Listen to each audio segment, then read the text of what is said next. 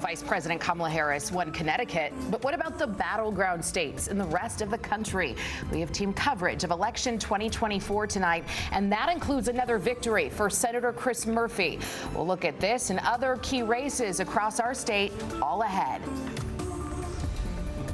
Warm today, hotter tomorrow, but a heads up, a high risk for brush fires. We'll show you the latest concerns coming up. Now at 11, this is Fox 61, Connecticut's news station. And thanks so much for joining us for the Fox 61 News at 11 on this election night. I'm Sarah Sanchez. At this hour, the race for the White House, the one we're all watching, is still very much undecided. Here are the latest numbers from the Associated Press, and this is the popular vote. You can see former President Donald Trump looking at 44%. Oh, this is for Connecticut, excuse me. Just Connecticut here, 44% of the vote. And of course, it was called for Kamala Harris here in Connecticut. Not much of a surprise here. And here's a look at where the Electoral College stands right now. 270 is that magic number of delegates to reach. You could see Donald Trump ahead with 210 of those electoral votes so far. Polls are just now closing in the West, so we don't really know where things stand just yet. It is still pretty early. Vice President Kamala Harris, though, at 167 of those electoral votes, and some of them from Connecticut. Let's take a live look at campaign headquarters for Vice President Kamala Harris at her alma mater, Howard University in Washington. Harris noted in a radio interview today, if elected, she will be the very first president who graduated from a historically black college or university, otherwise known as an HBCU. The school's not only hosting her, but a campus-wide watch party tonight. And here's the view of the campaign headquarters of former President Donald Trump at the Convention Center in West Palm Beach, Florida. An anxious crowd there. Trump told reporters after voting today that he'll accept the results, even if he loses, so long as it's a fair election. Of course, we're keeping you updated throughout the newscast on the presidential race results, but we also want to check in on those key races we're watching back here at home in Connecticut. Fox 61 political reporter Emma Wolforst is tracking them all for us and has been at the big board all night. She's very excited. So what are you seeing right now, Emma? It is back and forth with some of these races. Yes, I'm going to jump into Connecticut in a second, but as you mentioned at the top of the show, and if you were with us just about 3 minutes ago at the end of the 10, I was saying how polls in the rest were going to close at 11. Go ahead and check out this big blue blob here. Not a surprise. California, just with polls closing 2 minutes ago, has been called for Vice President Harris. So we see a big update in the Electoral College numbers here. Harris at 167, former President Trump at 210. But obviously, as Sarah mentioned, we have a lot of important races here in the state of Connecticut right now. So we're going to go ahead and take a peek at those. We'll go into Senate, the only race so far that's been called here in Connecticut of the 6 big congressional ones that we're watching. Chris Murphy's race was called fairly soon after polls close. He's holding about 56.5% of the vote to Republican challenger Matthew Corey's 49.1%. But his race, not the only one. We'll go ahead and take a peek at the latest numbers for Congressional District 1. Incumbent John Larson there was 63% of the vote, about 11,000 votes ahead of Republican Jim Griffin with 35%. In the second congressional district here, incumbent Democrat Joe Courtney holding a 61% to 44% lead over Republican Mike France, about 19,000 votes there. We'll head down to the third district. 59.2% for incumbent Rosa DeLauro over Republican Michael Massey. And in the fourth district, Democrat incumbent Jim Himes, about 57.4% over Republican Michael Goldstein. I'm going to end off here on the 5th district, the big race we're watching. We have reporters at both of those campaigns who are going to tell you a little bit more about what's been happening tonight. But we've seen these numbers fluctuating all over the place as Connecticut's 5th district is the tightest district in the state. Even though none of the 5 races have been called yet, this is the one we're really watching. Sarah. All right, thank you, Emma. Yeah, we have team coverage for the races here at home. Fox 61's Matt Caron and Bridget Biorlo are covering the hotly contested 5th District congressional race. Kayla Cade and Kay Pattyfoot are covering the U.S. Senate race. So let's take another look at that 5th congressional district race. With 25% of precincts reporting here, you can see that Jahana Hayes is leading George Logan 53% of the votes to his 47. It is still a close race, and it's still early in the night. Let's go to Fox 61's Matt Caron live at the Waterbury headquarters for the incumbent Congresswoman Jahana Hayes. Matt, how's the energy? How are things looking tonight? Every time, that's right, and every time those numbers come up on the screen, there's a big roar from the crowd behind me. We are live here at the Courtyard Marriott in Waterbury. Waterbury, of course, the home city of the incumbent Democrat in this race, Congresswoman Jahana Hayes of the 5th District. This is the race to watch in terms of state races here in Connecticut. It's a purple district. It's one that's hotly contested. It is a race that has seen its share of national influence, big donors from D.C. dumping money into this race, buying commercials, buying ads on social media, and it has some big national implications in terms of who controls the House of Representatives, where right now Republicans have a slim majority. Now, I've been keeping in touch with the campaign for Congresswoman Jahana Hayes, and they told me she's sequestered upstairs right now watching these results come in. Obviously, she likes what she sees. Earlier in the night, the campaign said they were cautiously optimistic, and I just got a text that they are now optimistic, so eliminating the word cautious from their vocabulary. You still have to be cautious, though, because we know this is going to come down to the wire, as it always does here in the 5th District, the most purple one in the state. A little bit about the candidate, the incumbent. She's 51 years old, got elected back in 2019, defeating George Logan, in fact. She became the first black Democrat and black woman to represent Connecticut in Congress. And it was a close race. I mean, she won by just about 2,000 votes, less than 1%. She labels herself as a progressive. She's on the Committee for Agriculture and Education. She's married. She's got 4 kids. And so far, she's passed 11 bills in her time in Congress. So we watch and we wait. We continue to count those votes. And as soon as the Congresswoman steps to the stage and has something to say, we will, of course, bring it straight to you. But for now, we're live here at the Courtyard Marriott in Waterbury. Matt Caron, Fox 61, Connecticut's news station. Certainly loud there at the incumbents party. Thank you, Matt. Now let's head over to New Britain to get a check on the Logan campaign. Fox 61's Bridget Biorlo has been following the Republican challenger all night tonight. Good evening, Bridget.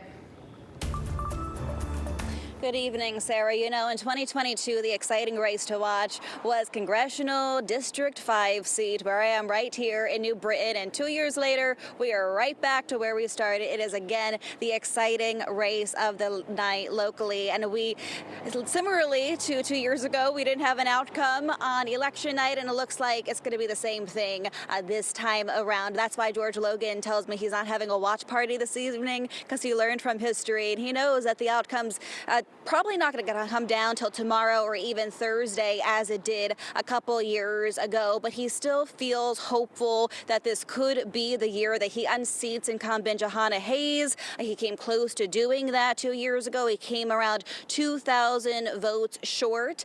The good news is, though, look at all the enthusiasm we saw here in District 5. This was a polling place in New Britain, just down the street from here, and people were lapped around the school there, just waiting to cast their vote, make their voice heard. And the funny part about that is that happened at 8:20 at night, 20 minutes past the time where polls closed for the evening. So it speaks to just the energy in this town. And we spoke with voters on both sides of the political aisle, and many of them knew George Logan, Jahana Hayes long before this, and they said that they would like each person to win in a different way. We saw people from all over, both supporting Logan and, of course, supporting Hayes. Listen to what they had to say, because this really speaks to the pulse of this district right now. I supported him 2 years ago, and he came within 1% of winning. It was a really tight race. But I don't support Jahana Hayes because she's just too much of a party person. She votes with her party 99% of the time. She hasn't done anything about the education problem in Waterbury. She hasn't done anything about the open borders. She hasn't done anything about the inflation. And it's time for a change. I do like her as a person and for what she stands for, so I did vote for her today.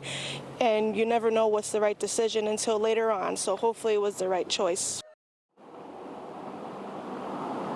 Logan has pitched himself as the change agent. He was a state senator in this state. He was a mechanical engineer. He's black, he's Latino. He would be the first Hispanic congressman in Connecticut to represent this state in Washington. So he really thought that he was the one to really bring a refreshing feel to the nation's capital. And there was so much money poured into this race. Sarah, if you remember Mike Johnson, the House Speaker, coming here to campaign for him a number of times. We'll see if it pans out in their favor, but right now, again, the race is too close to call. We are reporting live in New Britain tonight. Bridget Bjorlo, Fox 61, Connecticut's news station. Back to you. All right, thank you, Bridget. U.S. Senator Chris Murphy won re-election tonight. That race was called pretty early.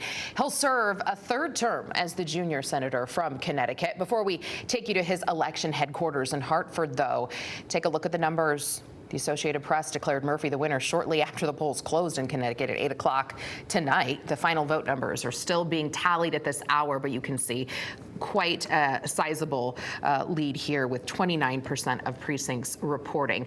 Wasn't really a race that was shocking us tonight, though. Fox 61's Kay Pattyfoot was at Duncan Park in Hartford, where Senator Murphy scored a grand slam of votes to send him back to Washington. Kay. Senator Chris Murphy will serve in the U.S. Senate for his third term. He's proud of the work he and his team have accomplished so far, and he's excited to continue serving all of Connecticut. Kamala Harris is elected, and we can keep trying to bring Republicans and Democrats together. Obviously, if the country decides differently, it's going to be a very tough next 4 years. So I'm going to be like everybody else tonight. Waiting patiently to see what the decision of the country is, but I'm mostly just filled with excitement and thankfulness to the state of Connecticut for giving me the chance to do this job for another 6 years. Senator Murphy is proud of his team here and in D.C. and his family for their support. Senator Murphy says he feels optimistic and confident for the future of this country. In Hartford, Kay Pattyfoot, Fox 61, Connecticut's news station. All right, now let's check in on the man who challenged Senator Murphy for his seat, Republican Matthew Corey, a Navy veteran, businessman, and lifelong resident of Manchester. Fox 61's Kayla Cade spent the night in East Hartford at a pub where disappointed supporters of Matthew Corey gathered. Kayla. Matthew Corey tells me he ran because he cares about Connecticut and the direction of the country. Corey hosted a watch party in East Hartford where all of his supporters came to watch the election results. He says there are policies coming out of Washington, D.C. that are not working for the economy, and they just want to see a change. And if he was elected, he said he would bring back solutions that are going to help the state and country move forward. Corey says regardless of the results, he gave Connecticut a voice and gave it his best shot. Coming from somebody that's a blue-collar, small business owner, understanding the economy, understanding how people are really hurting around Connecticut, just know that I was there for you and did the best I could, no matter what the outcome is. This is Corey's second election against Senator Murphy. He ran against him in 2018 in East Hartford. Kayla Cade, Fox 61, Connecticut's news station. Thank you, Kayla. Now, as the results are tallied, we are crunching the numbers back here in our newsroom. Text the word results to the phone number there on your screen, 860-527-6161. Now, remember, you must text this number. We'll send you a link to fox61.com on your smartphone, where you can then find the latest results in Connecticut, including your hometown and your district.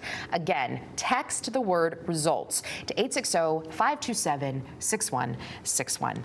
We have much Much more coverage of tonight's presidential election coming up here on the news at 11. Former President Donald Trump and former First Lady Melania voted in Florida this morning. We're told right now he is with campaign aides, friends, and family in his home in Mar-a-Lago. We'll bring you to Florida coming up next. And tonight, Connecticut chose Vice President Kamala Harris for president.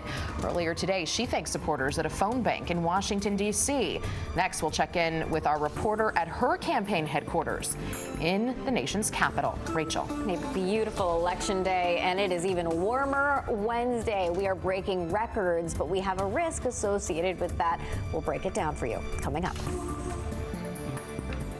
It's Fox College Football Friday. Breakout star and Big Ten rushing leader Caleb Johnson leads Iowa. My goodness! Against UCLA. Wow! It all kicks off at 9 Eastern on Fox. Hey guys! We brought a truckload of magic. What would you like to make disappear? All that stuff out there. When you want junk to disappear, all you have to do is point. Bye. Call 1-800-GOT-JUNK.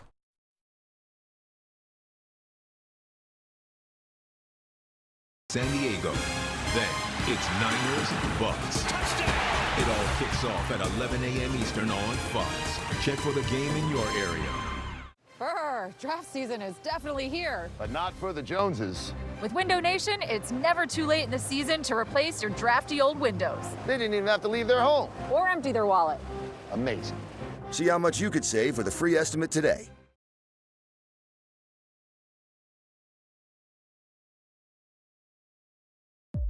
Now, Fox 61 Weather Impact with Chief Meteorologist Rachel Frank.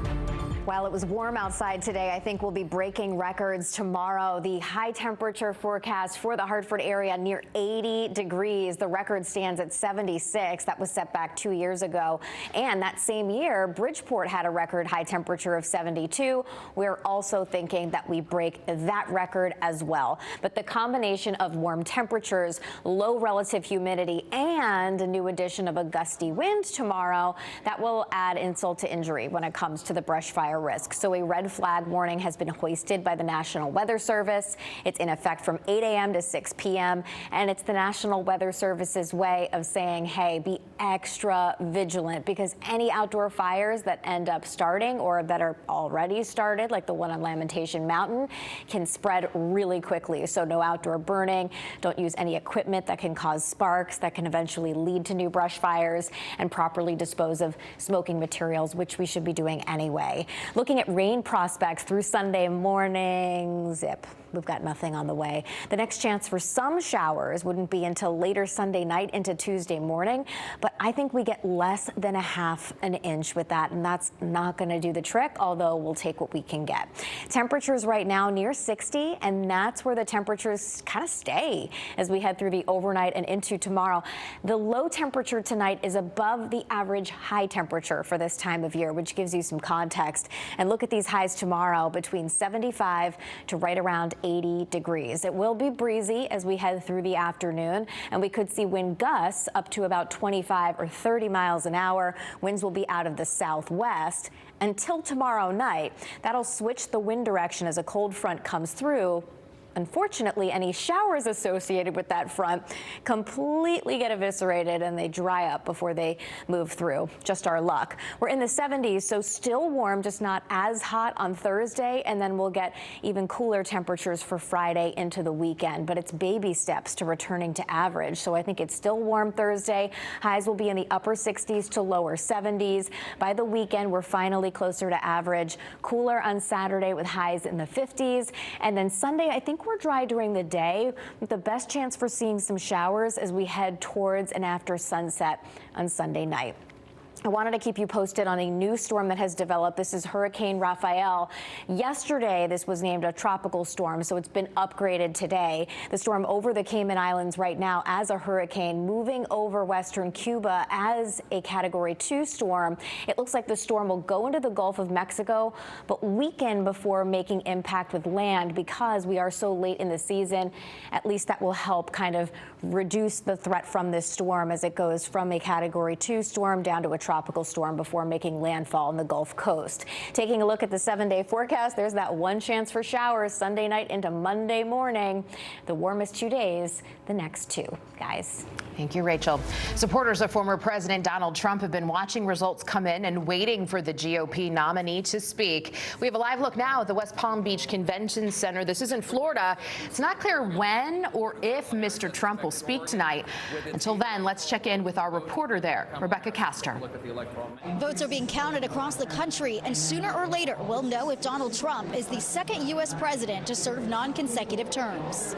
Former President Trump is spending election night where he kicked off his campaign in Palm Beach, alongside one of his biggest supporters, Elon Musk. And his team is feeling confident they can secure the magic number of 270 electoral votes. For early voting, it was definitely, we didn't have as much mail turnout, and that's not just for our party, that's for any party in terms of voting. But after today, we're seeing a change, and we're seeing such optimism. Millions of voters braved long lines to cast their ballots, each with different issues in mind. Under a new Trump administration, I think we're going to have more secure borders. We have everything going for us.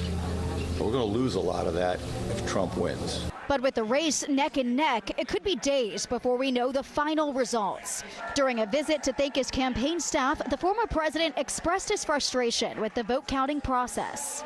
They should do paper ballots, same-day voting, voter ID, and be done. One day, same day. And you'd have it by 10 o'clock. No matter the outcome, the winner of this election will have a challenging task on the first day of their administration. One of the most important jobs of whoever the president-elect is going to be has got to be unifying the country. With the race tight, both sides are prepared for possible legal challenges over the vote count, especially in battleground states. In West Palm Beach, Florida, Rebecca Castor, Fox 61, Connecticut's news station. Meanwhile, the vice president is back at her alma mater tonight, Howard University in Washington. We're looking live now at the campus. Students there are closely watching the returns. So is Kamala Harris. Connor Hansen is there for us. The polls are now closed in all but one of the battleground states, but it's still too soon to know who will be the next president. After months of campaigning, the voters have now weighed in, and we're waiting to see which side gets to 270. Vice President Harris is spending election night here at Howard University in Washington. Earlier in the day, she made an unscheduled stop at the Democratic National Committee headquarters, where she spoke to volunteers at a phone bank, predicting a big win tonight. This truly represents the best of who we are. Just reaching out to folks, letting them know that we're all in it together, reminding them of the power of their vote and their voice. But it's still not clear which side will come out on top. Voter turnout broke records in many areas, and it could take days to count all the ballots. And with the race neck and neck in most of the battleground states, there's no telling when it will be called. Voters at the polls say no matter who wins the election, they're looking forward to the end of the campaign. It was a good fight between both parties, and hopefully we don't get any whining like we've been getting the last couple years. As results trickle in, keep in mind that mail-in ballots cannot be processed until Election Day in swing states of Wisconsin and Pennsylvania. Officials in those states warning there could be backlogs. In Washington, Connor Hansen, Fox 61, Connecticut's news station. We have this news from Delaware, where voters have elected the nation's first out transgender member of Congress. Sarah McBride is a state senator and an out trans woman. She's a widow and ran on a platform of health care, reproductive rights, and increasing the minimum wage. She will be America's first trans representative to serve in the House. Still ahead here on the news at 11, as far as we know, right now, this election day has gone without any widespread fraud or disruptions, but there have been some isolated incidents, including here in our state. That story's next. And there was a scary scene at the Capitol today. A man apparently showed up with a torch and a flare gun. Stay with Connecticut's news station.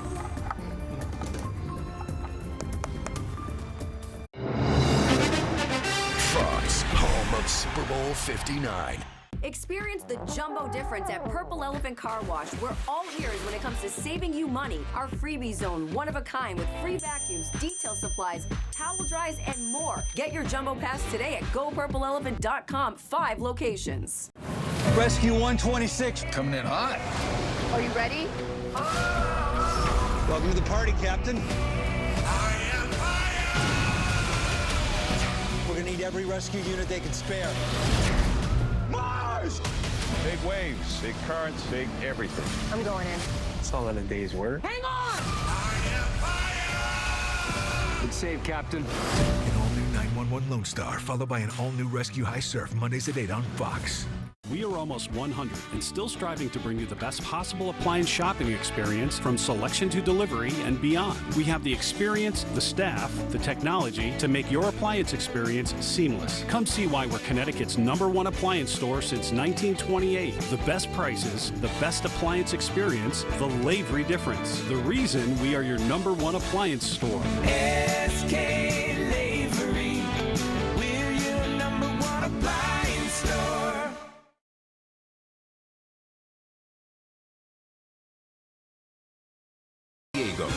Then it's Niners Bucks. Touchdown! It all kicks off at 11 a.m. Eastern on Fox. Check for the game in your area. Need help managing your monthly energy bills? We can help. UI, SCG, and CNG offer home energy solutions income eligible, and it's free. Lower your yearly energy bill by up to $200. Arrange for an in-home or virtual assessment by our energy experts. We'll review your energy use and provide free energy and money-saving products and services, plus rebates for most recommended improvements. Sign up today. Call 877-WISE-USE. Paid for by a charge on customer energy bills.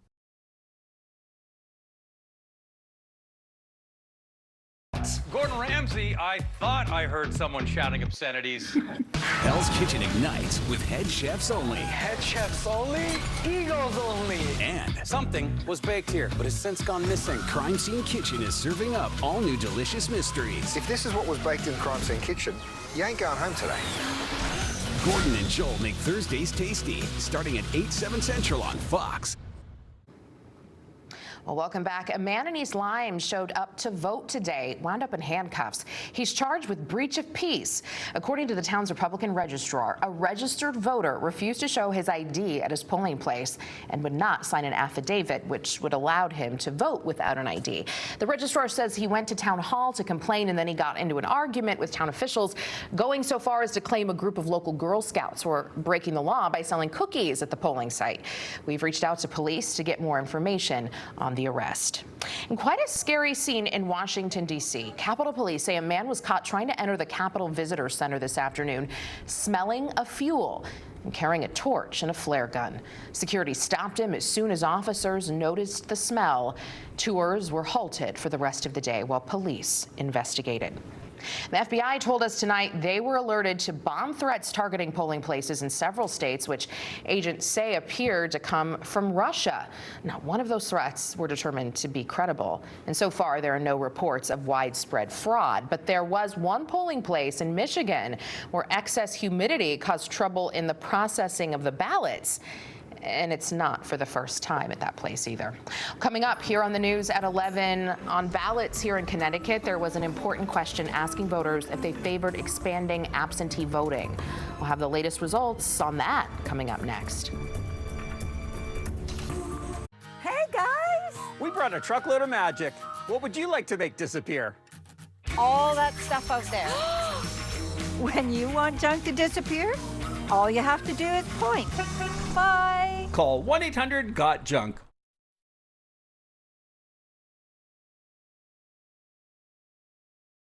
We can't control can be overwhelming, and that's normal, but you don't have to figure out how to respond on your own. There is hope in hard times, even when things seem out of control. You are not alone. Prioritize your own well-being, then offer support to family and friends. Wheeler Health, helping you find hope in every moment. This mental health awareness message is sponsored in part by FOX61 and Wheeler Health.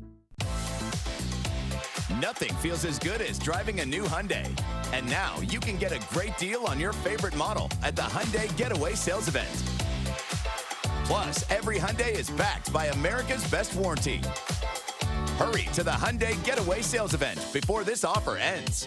Make your next getaway your best one yet. Drive away now in the Santa Fe with 1.99% APR for 72 months. Only during the Hyundai Getaway Sales Event. Here at ALO, we believe hearing solutions to your main drain problems shouldn't cost a thing. That's why we offer free mainline drain camera inspections and free estimates on sewer line repair or replacement. Contact the trusted professionals at ALO Home Services and say hello, ALO. Do you like fun? Give Keno a try. Drawings every 4 minutes. Wins at your fingertips.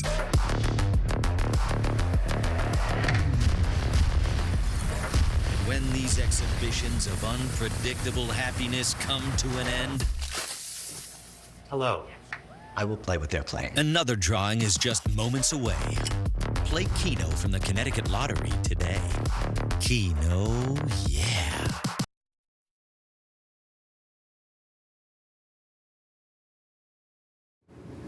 Welcome back. Well, let's get you updated on the question on Connecticut ballots this election day. Voters were asked if the state constitution should be changed to make mail-in absentee voting easier. The absentee ballot amendment has not yet been decided at this hour. For the yes vote at 55%, no at 45%, but 28% of precincts reporting at this hour. Close, but still yes in the lead. Still to come here on the News at 11. Stay with us. Another election result update is just ahead. This one for the White House. Weather is sponsored by LA Roofing, Connecticut's local roofing contractor. The Connecticut Auto Show, your ultimate car shopping experience. November 15th through 17th at Mohegan Sun. The hottest new cars, trucks, SUVs, and EVs. Family fun with Subaru Loves Pets. The 15th through the 17th at Mohegan Sun. ctautoshow.com. I work in a store for departments. I fell, I had an injury in my right knee, and I got in workers' compensation, but they didn't give me my benefits. I don't know the laws. I don't know what to say, what to deal with. That's why I said I need the Flat Lot firm to be by my side. Every benefit that I needed, everything that they were holding back for me, the Flat Lot firm helped me a lot, and I recommend them for anybody. If you've been injured through no fault of your own, call the Flood Law Firm today. After careful review of medical guidance and research on pain relief, my recommendation is simple. Every home should have Salon Paws. Powerful, yet non-addictive. Targeted and long-lasting. I recommend Salon Paws. It's good medicine.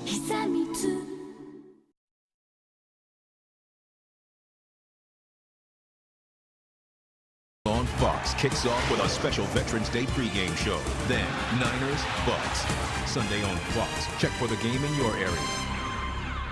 The Connecticut Auto Show, your ultimate car shopping experience. November 15th through 17th at Mohegan Sun. The hottest new cars, trucks, SUVs, and EVs. Plus luxury, classics, customs, and more. The 15th through the 17th at Mohegan Sun. ctautoshow.com.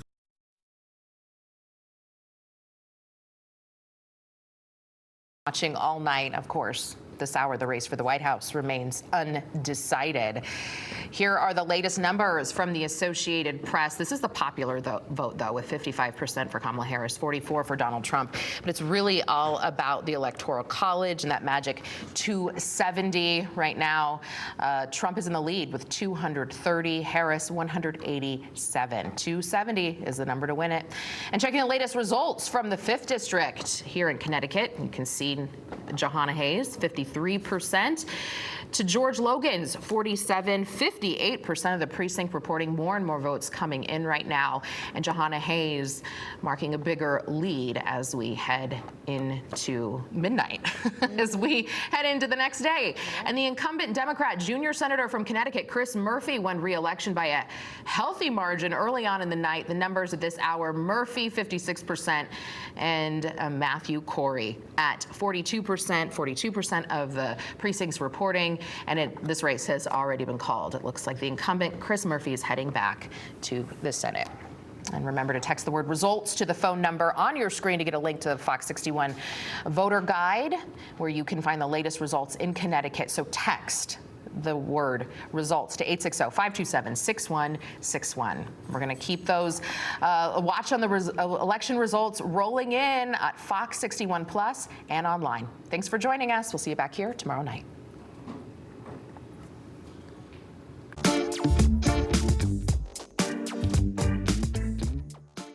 Get your news early. Get your news first with Fox 61 News at 10.